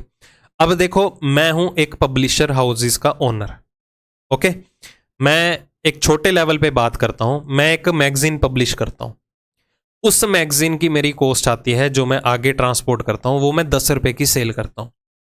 अब सपोज ट्रांसपोर्टेशन के चार्जेस बढ़े, जहां फ्यूल लगता था एक जगह से दूसरी जगह पर पहुंचाने में, लेट अस सपोज 5,000 का तेल लगता था, अब वो 5 की बजाय 7,000 का तेल लगने लग गया। क्या वो जो एक्स्ट्रा 2,000 है क्या मैं अपनी पॉकेट से डाल के दूंगा? मैंने तो नहीं बढ़ाए ना फ्यूल के चार्जेस, वो सरकार ने बढ़ाए हैं। मैं तो एक प्रिंटिंग प्रेस चलाता हूं, एक पब्लिशर हाउसेस का ओनर हूं। अब फ्यूल चार्जेस बढ़े, इसमें मेरा तो कोई फॉल्ट नहीं है, तो जितना भी नुकसान है मैं तो अपने पल्ले से डाल के देने से रहा, तो वो क्या करूंगा मैं फिर, ठीक है, मुझे प्राइजेस हाइक करने पड़ेंगे। भाई जहां चीज 5,000 में जा रही थी, डिलीवर हो रही थी, वहां 7,000 में जाने लगी है, तो 2,000 का नुकसान मैं थोड़ा झेलूंगा, क्योंकि मुझे भी तो कंपनसेट करना है ना प्राइजेस को, ठीक है। तो being an owner of publisher house, अगर आप पब्लिशर हाउसेस के मालिक हैं, तो इस सिचुएशन पे आके आपको क्या लगेगा कि नहीं भाई मुझे भी अपनी फैक्ट्री का खर्चा चलाना है, ठीक है, इंप्लॉयज को सैलरी देनी है, सारा खर्चा निकालना है, तो मैं क्या करूंगा, मुझे मजबूरी में प्राइसेस बढ़ाने ही पड़ेंगे। तो अगर पब्लिशर हाउसेस के पॉइंट ऑफ व्यू से देखें तो वो बिल्कुल सही सोच रहा है। This is also a practical solution. अब ध्यान से देखिए, अब कई यहां पर क्या मार्क करेंगे, बोथ 1 and 2 फॉलो, बट यहां पर एक ट्विस्ट है। स्टेटमेंट में बोला गया है कि प्रिंटिंग प्रेस चार्जेस जो है वो काफी ज्यादा बढ़ चुके हैं, काफी हाई रेट पे, रेलवे फ्रेट का खर्चा बढ़ा, ट्रांसपोर्टेशन का खर्चा बढ़ा। तो हमने दो अलग अलग एक्शंस यहां पर परफॉर्म होते हुए देखे कि पहले में क्या गिवन था कि गवर्नमेंट को क्या करना चाहिए, ऐसे पब्लिशर हाउसेस को सब्सिडी प्रोवाइड कर देनी चाहिए ताकि जितने भी पब्लिशिंग हाउसेस हैं वो अपने मैगजीन या न्यूज़पेपर का खर्चा ना बढ़ा सकें। आफ्टर ऑल लोगों को दिक्कत आएगी, वैलिड था एक्शन। दूसरे में क्या बोला जा रहा है कि जितने भी पब्लिशिंग हाउसेस हैं उनको अपने पेपर की कॉस्ट बढ़ा ही देनी चाहिए ताकि वो भी अपनी फैक्ट्री का काम, एम्प्लॉयज को सैलरी, फैक्ट्री को अच्छे से चला सके। तो पब्लिशर हाउसेस के पॉइंट ऑफ व्यू से देखें तो एक्शन तो ये भी सही है। अब ध्यान से गौर कीजिए, क्या मैं इन दोनों को पैरेलली फॉलो करवा सकता हूं? मतलब कि अगर मैं ये कहता हूं कि दोनों के दोनों सही हैं, तो इसमें देखो बेनिफिट किसका हो रहा है, सिर्फ और सिर्फ पब्लिशर हाउसेस का, कि वो पहले केस में सब्सिडी भी लेके जा रहा है कि गवर्नमेंट ने उसे सब्सिडी दे दी, दूसरे केस के अंदर वो प्राइसेस भी बढ़ा गया। तो एक चीज मिलेगी ना दोनों में से, या तो गवर्नमेंट के थ्रू तुझे सब्सिडी मिल जाएगी या तो तू अपने पेपर की कॉस्ट इंक्रीज कर देगा। तो मैं इन दोनों के दोनों एक्शंस को एक साथ फॉलो नहीं करवा सकता हूं। क्यों नहीं फॉलो करवा सकता हूं? क्योंकि दोनों आपस में कॉन्ट्राडिक्शन ला रहे हैं, कॉन्ट्राडिक्टरी हो गए ना, कि तुझे तो सब्सिडी भी मिल गई, तू तो फिर पेपर की कॉस्ट भी बढ़ा रहा है, तो मैं दोनों को एक साथ क्यों फॉलो करवा सकता हूं? एक चीज मिलेगी, या तो तुझे गवर्नमेंट के थ्रू सब्सिडी मिल जाएगी, अगर ये नहीं तो तुझे फिर क्या करना पड़ेगा, पेपर की कॉस्ट बढ़ानी ही पड़ेगी अपनी फैक्ट्री को चलाने के लिए। तो यहां पर आंसर क्या मार्क करेंगे? C option, that is either 1 और 2 फॉलो। अब यहां पर देखिए दोनों के दोनों कंक्लूजन सही हैं, दोनों एक्शंस परफॉर्म कर रहे हैं, प्रैक्टिकल पॉसिबल भी थे, ठीक है। तब जाके हमारे पास आंसर क्या आया? आइदर और का। मतलब कि जितने भी थ्योरी बेस्ड चैप्टर्स हैं, अगर बाय चांस उनमें आइदर और का पेयर बना भी सही, तो एक सिचुएशन ऐसी क्रिएट होगी कि वहां पर कंक्लूजन्स जो होंगे वो सही होंगे, वैलिड होंगे, तो वो आइदर और का पेयर बनाएंगे, अदरवाइज नहीं। स्टेटमेंट कंक्लूजन का केस हमने सिलॉजिज्म में, इनइक्वालिटीज में देखा, वहां कंक्लूजन फॉल्स होते थे तो आइदर और बनता था, यहां ट्रू होंगे तो आइदर और बनेगा। अब जहां कहीं भी कंक्लूजन दोनों वैलिड हों, जैसे ये एक्शन की फॉर्म में हम बात कर रहे हैं कंक्लूजन की, अगर दोनों एक्शंस वैलिड हों बट अगर वो आपस में कॉन्ट्राडिक्शन ला रहे हो, तो हमेशा आपको आइदर और का पेयर ही क्रिएट करवाना है। सिंपल अंडरस्टैंडिंग वाला ही क्वेश्चन था भाई, एक ही चीज मिलेगी, या तो सब्सिडी मिलेगी या तो पेपर की कॉस्ट बढ़ेगी, ठीक है। बस इस चीज का ध्यान रखना है कि जहां पर दोनों एक्शंस परफॉर्म हो रहे हो, कहीं वो आइदर और का पेयर तो नहीं बना रहे। अगर वो कॉन्ट्राडिक्शन में आएंगे तो आइदर और का पेयर बनेगा, अगर अलग अलग लेवल पे ही एक्शंस परफॉर्म हो रहे हैं, कॉन्ट्राडिक्शन भी नहीं आ रही, तो फिर बोथ फॉलो आपको मार्क करना पड़ेगा, ठीक है ना। चलिए बढ़े आगे। नेक्स्ट क्वेश्चन देखिए क्या है, कहता है cases of road accidents are increasing constantly particularly in the urban areas. कहता है सड़क दुर्घटनाओं के मामले जो हैं वो लगातार बढ़ रहे हैं, बहुत ज्यादा बढ़ रहे हैं, खासकर शहरी इलाकों में, ठीक है। पर्टिकुलरली इन अर्बन एरिया, शहरी इलाकों में बहुत ज्यादा बढ़ रहे हैं सड़क दुर्घटना के केसेस। तो क्या एक्शन परफॉर्म कर सकते हैं ऐसी प्रॉब्लम के ऊपर? कहता है transport authorities in the urban areas should impose stringent norms for the maintenance of vehicles। कहता है शहरी क्षेत्रों में परिवहन अधिकारियों को क्या करना चाहिए? वाहनों के रख रखाव के लिए कड़े नियम लागू करने चाहिए। बताइए जी, ये प्रैक्टिकल पॉसिबल सॉल्यूशन है या नहीं, या इसी प्रॉब्लम का सॉल्यूशन है भी या नहीं? मतलब किसी ने अपनी स्टेटमेंट दी है कि जो भी ट्रांसपोर्ट अथॉरिटी हैं उनको ऐसे नियम बनाने चाहिए सख्त से सख्त कि लोग जो हैं अपने व्हीकल को मेंटेन करके रखें, उनका रख रखाव ध्यान से करके चलें। तो कहने का तो मतलब इसका ये हुआ ना कि लोग व्हीकल्स को मेंटेन नहीं करके रखते हैं, तभी एक्सीडेंट्स होते हैं। खुद सोचो, क्या ये प्रैक्टिकल सॉल्यूशन है? अब मुझे एक चीज बताओ, ये रोड एक्सीडेंट्स के बेसिकली मामले कौन कौन से होते हैं? क्यों होता है रोड एक्सीडेंट, सड़क दुर्घटनाएं क्यों होती हैं? गिने चुने ही रीजन है। रैश ड्राइविंग से होता है, ठीक है, लोग काफ़ी स्पीड से अपना व्हीकल चलाते हैं। ड्रिंक एंड ड्राइव, ठीक है, खा पी के चलाते हैं, ओके। और क्या हो सकता है? रूल ब्रेक कर देते हैं, रेड लाइट सिग्नल ब्रेक कर दिया, वहां से गाड़ियां आ रही हैं, ठीक है, तो भी रोड एक्सीडेंट होते हैं। मतलब गिने चुने रीजन है। समझ में आया? क्या ये एक रीजन है कि लोग व्हीकल अपने मेंटेन नहीं करके रखते हैं तो क्या कहते हैं, रोड एक्सीडेंट होते हैं? चलो इक्का दुक्का निकल आया, बाय चांस अगर सपोज आपके घर में कोई व्हीकल है, उसकी ब्रेक प्रॉपरली नहीं लगती, तो मन में तो कहीं ना कहीं डर होगा ना, भाई पहले मैं बाइक रिपेयर करवाऊंगा, ब्रेक सेट करवाऊंगा, तो ही मैं रोड पे निकलूंगा, ठीक है। दुर्घटना होने का खतरा तो सभी को रहता है। या मैं ऐसे बोलूं कि सपोज मुझे देखो रैश ड्राइविंग की आदत है, मैं एक सिचुएशन क्रिएट करता हूं, रैश ड्राइविंग की आदत है बट ना मेरे बाइक की ना डिस्क ब्रेक खराब हो रखी है, तो मैं व्हीकल नहीं चला रहा हूं। अगर मैं चलाता भी हूं तो बहुत धीरे धीरे, क्योंकि डिस्क ब्रेक खराब है, ठीक है, डर बैठा हुआ है, अगर ऑन द स्पॉट ब्रेक ना लगी तो क्या होगा? नुकसान होगा, मेरा भी, बाइक का भी, और जो बेचारा एक्सीडेंट होगा जिसके साथ उसका भी होगा। तो मैं बाइक बहुत ही स्लो चला रहा हूं। हुआ क्या, सर्विस करवाई मैंने बाइक की, डिस्क ब्रेक अच्छी हो गई, ठीक है, ब्रेकिंग सिस्टम बहुत बढ़िया करवा लिया मैंने। अब मेरी आदत तो रैश ड्राइविंग की है, अब मैं सड़क पे उतराऊंगा तो जो सिचुएशन है एक्सीडेंट की वो कौन क्रिएट कर रहा है? मैं ही क्रिएट कर रहा हूं, क्योंकि मुझे आदत है रैश ड्राइविंग करने की, क्योंकि मेरा व्हीकल मेंटेन हो चुका है। अब मेरी थिंकिंग वाले पता नहीं कौन कौन से लोग हो, क्योंकि हर थिंकिंग के लोग रहते हैं हिंदुस्तान के अंदर। तो व्हीकल मेंटेन करने से क्या रोड एक्सीडेंट्स कम हो जाएंगे? मैं कहता हूं कम नहीं होंगे, चलो मैं कहता हूं बढ़ेंगे भी नहीं, बट उसके ऊपर रोड एक्सीडेंट्स का कोई भी इंपैक्ट नहीं पड़ेगा। तो ये प्रैक्टिकल सॉल्यूशन नहीं है कि व्हीकल मेंटेन करके रखो तो रोड एक्सीडेंट कम होने में आपकी हेल्प करेगा, ठीक है, बेतुका लॉजिक है। दूसरा देखिए क्या है, कहता है traffic police should severely punish those found to be violating the traffic rules. कहता है ट्रैफिक पुलिस वालों को क्या करना चाहिए?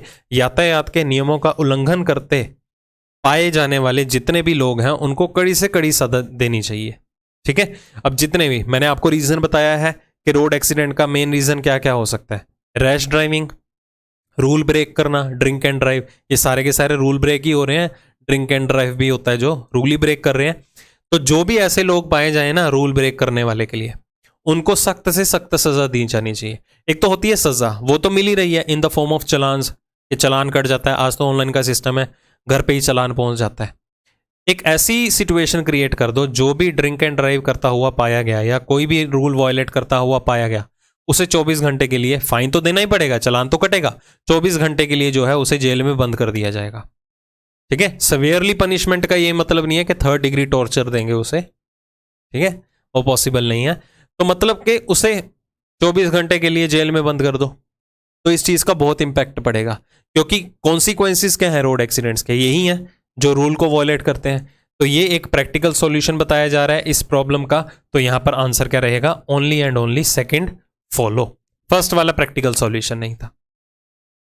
Next, launching of new brands of 4 wheelers is adding to the traffic congestion in the metro cities. कहता 4 पहिए वाहनों के नए ब्रांडों को शुभारंभ मेट्रो शहरों में यातायात की भीड़ को बढ़ा रहा है। अब आप भी देख रहे होंगे काफी ज्यादा जो हैं वो ब्रांड्स आ रहे हैं इंडिया के अंदर भी, पहले तो बहुत थे, चलो एक आधा चला भी गया है, बट और काफी ज्यादा आ चुके हैं, जैसे कि MG कंपनी है, ठीक है, और किया, नए ब्रांड की गाड़ियां आ रही हैं, और भी काफ़ी ज़्यादा गाड़ियां जो हैं वो लॉन्च हो रही हैं। तो शहर देश के अंदर जो है काफ़ी ब्रांड की गाड़ियां आ रही हैं, 4 व्हीलर्स व्हीकल आ रहे हैं, जो कि मेट्रो सिटीज़ में, मेट्रो सिटीज़ मतलब बड़े शहरों की बात हो रही है, ठीक है, दिल्ली, बॉम्बे, गुड़गांव, ऐसे शहरों की बात हो रही है। तो उसमें ट्रैफिक कंजेशन जो है वो बहुत ही ज़्यादा बढ़ रहा है। ओके, कंजस्टेड हो गए शहर, तो क्या होगा, कॉन्सिक्वेंसेस, पॉल्यूशन बहुत ज़्यादा बढ़ेगा, ठीक है ना। तो क्या हो सकता है, इनके ऊपर एक्शन क्या परफॉर्म कर सकते हैं। कहता public should be encouraged to share their private vehicles while travelling to their work place. कहता सार्वजनिक लोगों को क्या करना चाहिए, अपने कार्य स्थानों की यात्रा करते समय अपने निजी वाहनों को साझा करने के लिए प्रोत्साहित किया जाना चाहिए। अब देखो, अब सपोज आप कहीं काम कर रहे हो, ऑफिस जा रहे हो, आप अलग गाड़ी से आ रहे हो, आपका दोस्त भी उसी मोहल्ले में रहता है, वो अलग गाड़ी से जाता है, दोनों का ऑफिस सेम है। ऐसे बहुत सारे लोग होते हैं जो एक ही कॉलोनी में रहते हैं, एक ही जगह काम करते हैं, बट अपने अपने व्हीकल से जाते हैं। इससे क्या होगा, ट्रैफिक बहुत ज़्यादा बढ़ेगा। जब आपने पहुंचना है 9 बजे, तो कहीं ना कहीं लेट भी हो सकते हो, क्योंकि ट्रैफिक ही बहुत ज़्यादा है रोड के ऊपर। फिर एक्सक्यूजेज देते रहो, टाइम से तो हम निकलेंगे नहीं, क्योंकि ह्यूमन नेचर है। चाहे आप 10 बजे भी कर दोगे ना, आप 10 बजे भी नहीं पहुंच पाओगे, 10 बजे से भी लेट आओगे, ठीक है, ये ह्यूमन नेचर है, कोई दिक्कत नहीं है। जब आप जॉब करेंगे ना तो आपको पता चल जाएगा। तो यहां पर क्या करना चाहिए, लोगों को इनकरेज करना चाहिए। भाई इतने ज्यादा व्हीकल हो रखे हैं, आप एनवायरनमेंट के बारे में सोचिए, पॉल्यूशन इतना ज्यादा होगा। पहले ही जितने भी हमारे डीजल और पेट्रोल पे चलने वाली गाड़ियां हैं, डीजल पेट्रोल कभी ना कभी जाके तो खत्म होगा। तो वो सिचुएशन ना क्रिएट हो इतनी ज्यादा डीप लेवल पे। अगर समाज के बारे में सोचेंगे तो क्या करेंगे, पूलिंग करके जाओ। अगर आपका दोस्त आपके पड़ोस में रहता है और उसी कंपनी में काम करता है, तो आप अलग अलग व्हीकल क्यों लेके जाते हो, ठीक है, क्या कर लो, पूलिंग कर लो। पूलिंग कर लो मतलब एक दिन मैं लेके जाऊंगा, एक दिन मेरे साथ वाला मेरा फ्रेंड लेके जाएगा, ठीक है। तो ऐसे इनकरेज करना चाहिए ना। तो ऐसी थिंकिंग रखने वाले देखो कितने लोग होंगे। ये एक प्रैक्टिकल सॉल्यूशन दिया जा रहा है उस पर्सन के थ्रू। दूसरा देखिए क्या बोला जा रहा है, कहता government should Levi heavy taxes on motor cars on in metro cities. कहता सरकार को क्या करना चाहिए, ऐसे मेट्रो शहरों में क्या करना चाहिए, मोटर कारों पर भारी कर लगाना चाहिए। क्या ये प्रैक्टिकल सॉल्यूशन है। अब देखो गाड़ी की बात हो रही है, 2 व्हीलर की बात नहीं हो रही है कि लाख सवा लाख में आ जाएगा। अब जिसने लेनी ही फॉर्च्यूनर गाड़ी है, ऑडी है, BMW है, वो देखो इतनी महंगी गाड़ियां हैं, तो भारी से भारी टैक्स कितना लगा देगी सरकार। वैसे तो टैक्स ऑलरेडी इतना लग के आता है, और भारी कितना लगा देगी। जिसने अपने शौक पूरे करने हैं ना, जहां वो 50 लाख की गाड़ी लेगा, 5 लाख टैक्स आ जाएगा, तो उसको 55 खर्चने में कोई दिक्कत नहीं है, ठीक है। तो भारी टैक्स लगाना is not a proper solution, कि जो है वो ट्रैफिक कंजेशन होगा ही नहीं। मेट्रो सिटीज की बात की जा रही है, ठीक है, बड़े बड़े शहरों में पैसा बहुत है, लोगों को कहीं ना कहीं तो इन्वेस्ट करना है। चलो शौक ही पूरे कर लेते हैं, चल भाई एक फरारी लेके आते हैं, आज एक ऑडी ले आते हैं, ठीक है। वो पहले इतनी महंगी है, जहां बंदा 1 करोड़ खर्चेगा वहां 10 लाख और खर्च देगा, ठीक है।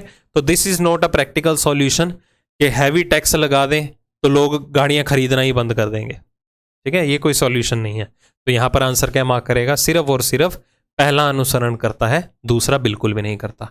ये प्रैक्टिकल सॉल्यूशन था। Next, increasing level of air pollution is creating health hazards for people living in the cities. कहता वायु प्रदूषण का बढ़ता स्तर जो है शहरों में रहने वाले लोगों के लिए स्वास्थ्य संबंधी खतरे पैदा कर रहा है, एक प्रॉब्लम आ रही है। ठीक है, अब इसमें तो समझने की जरूरत नहीं है कि स्टेटमेंट में क्या लिखा गया है। चलिए, पहला एक्शन क्या है, मतलब एयर पोल्यूशन बहुत ज्यादा है, इस चीज का ध्यान रखिएगा। मेन मुद्दा ये है, all industries should be shifted to the outskirts of the cities. कहते हैं जितने भी इंडस्ट्री हैं शहर के अंदर, उनको क्या कर देना चाहिए, शहर के बाहर किसी आउटस्कर्ट एरिया में स्थानांतरित कर देना चाहिए। सारी की सारी इंडस्ट्रीज को कर देना चाहिए। क्या प्रैक्टिकल सॉल्यूशन है? जितने भी इंडस्ट्रीज हैं सभी को शिफ्ट कर दो। ये कोई प्रैक्टिकल सॉल्यूशन नहीं है। अगर वो इंडस्ट्रीज किसी और जगह पर जाएंगी, वही शुरुआत वाली एग्जांपल के थ्रू सोचिए, वहां पर भी लोग आके रहने लग गए, बसने लग गए, तो वहां से तो पोल्यूशन होता है, उन लोगों को भी दिक्कत आएगी। फिर अगर आप लोगों के बारे में ही सोच रहे हो, मोर ओवर सारी की सारी इंडस्ट्रीज को क्यों शिफ्ट करना है? जरूरी थोड़ा है कि सारी की सारी इंडस्ट्रीज से ही एयर पोल्यूशन हो रहा है, कुछ से हो रहा होगा ना। अब कुछ की वजह सब बाकियों को क्यों परेशान करना? ओके, हाँ, अगर टारगेटेड होता कि जो एयर पोल्यूशन करती हैं इंडस्ट्रीज सिर्फ उन्हीं को ही शिफ्ट करना चाहिए, तो हम उस सॉल्यूशन के बारे में सोच सकते थे, बट यहां पर सभी के बारे में बोला जा रहा है। दूसरा देखिए क्या है, कहता transport authorities should take steps for converting all public transport vehicle to run on CNG. अब देखो, एयर पोल्यूशन है, जरूरी तो नहीं है कि सिर्फ और सिर्फ इंडस्ट्रीज या फैक्ट्रीज से ही होता है। जो हम रोड पे व्हीकल चलाते हैं डीजल पेट्रोल वाले, उनसे भी हो रहा है देखो एयर पोल्यूशन। तो ट्रांसपोर्ट अथॉरिटी को क्या करना चाहिए, एक स्टेप उठाना चाहिए कि जितने भी पब्लिक ट्रांसपोर्ट व्हीकल हैं उनको किस में कन्वर्ट कर देना चाहिए, सीएनजी में कन्वर्ट कर देना चाहिए। बताओ, ये प्रैक्टिकल सॉल्यूशन है? देश भर में देखो कितने व्हीकल्स होंगे, सोचो जरा, ट्रक, बस। ठीक है, आज से 3-4 साल पहले वालों की बात करता हूं। अब ऐसा भी नहीं है कि आपने 2 साल पहले गाड़ी ली, आप 2 साल बाद चेंज कर लेते हो। ठीक है, कई तो 7-7, 8-8, 10-10 साल भी उसी को ही चलाए रखते हैं। अब जितने भी फ्यूल पे चलने वाली गाड़ियां हैं, क्या सभी को सीएनजी में कन्वर्ट करना पॉसिबल है? वो भी बिल्कुल भी नहीं है। ठीक है, तो ये भी एक प्रैक्टिकल सॉल्यूशन नहीं है, इसलिए यहां पर क्या आंसर होगा, option D, that is neither one nor two follow. दोनों ही प्रैक्टिकल सॉल्यूशन नहीं दिए गए। ठीक है, चलो, ये तो था, आइडिया दे दिया मैंने आपको क्वेश्चंस का। अब कोशिश करना जो भी इस एक्सरसाइज में आपको क्वेश्चंस मिलेंगे उनको आप खुद से सॉल्व करके देखिए एक बार, क्योंकि अंडरस्टैंडिंग लेवल इतना तो बन गया होगा कि क्वेश्चन को किस तरह से सॉल्व करना है। कोशिश करो कि ये जो कंसेप्ट लेक्चर था इसमें भी पहले क्वेश्चन को सॉल्व करके देख लो, एक ग्रिप बन जाएगी कि हाँ, ये सिचुएशन जो है मैंने क्रिएट करके आंसर किस तरह से अटेम्प्ट करना है, या कौन सा एक्शन परफॉर्म करना है, कौन सा नहीं करना, क्या लॉजिकल रीजन था उसके पीछे। उसका अंडरस्टैंडिंग लेवल बनाते हुए ही इस एक्सरसाइज के क्वेश्चन को खुद से सॉल्व करो। ठीक है, आंसर की तो मैच करोगे, अदरवाइज इसके सॉल्यूशन भी एक बार जरूर देख लेना। तो जल्दी ही मिलेंगे एक्सरसाइज के सॉल्यूशन के साथ। Take care.